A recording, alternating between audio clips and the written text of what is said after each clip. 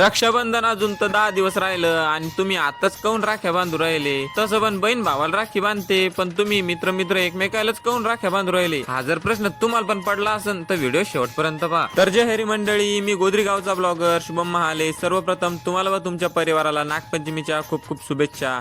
आज चाललो होतो आम्ही नागपंचमी निमित्त वारुळाची पूजा करायला. गावात काही वारुळ सापडलं नाही म्हणून आम्ही डायरेक्ट आलो पाण्याच्या कट्ट्याच्या वरच्या परड्यावर. आल्या आल्या सगळ्यांना आपली जागा पाहून बसून घेतलं आणि जेवढे आरवाडी लोक होते त्याने सगळ्यांना आपापलं पूजेचं सामान घेऊन वारुळाची पूजा करायला सुरुवात केली.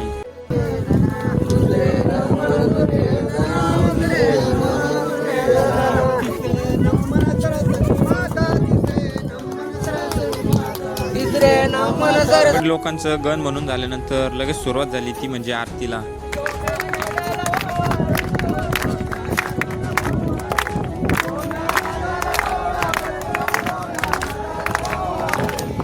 नागदेवतेला आणि महादेवाला स्मरून गण म्हणले, बाऱ्या म्हणले आणि नंतर आरती करून पूजा पूर्ण केली. आणि हे आम्ही एकमेकांना राख्या नाही तर वारुळ पूजन करून झाल्यानंतर आरबाडी लोक हे असे पवते बांधतात.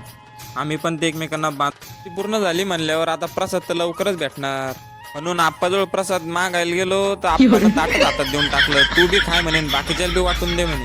भेटला ना त्याला तर द्यायलाच, पण ज्याने गेलो होता त्याला बळजबरीने डबल प्रसाद देऊन सगळं ताट खाली करून आपल्याजवळ आप्पाचं ताट वापस देऊन टाकलं आणि निघलो होतो आम्ही वारुळाची पूजा करून वापस घराकडे येण्यासाठी. तुमच्या गावामध्ये पण अशा प्रकारे वारुळाची पूजा करतात का?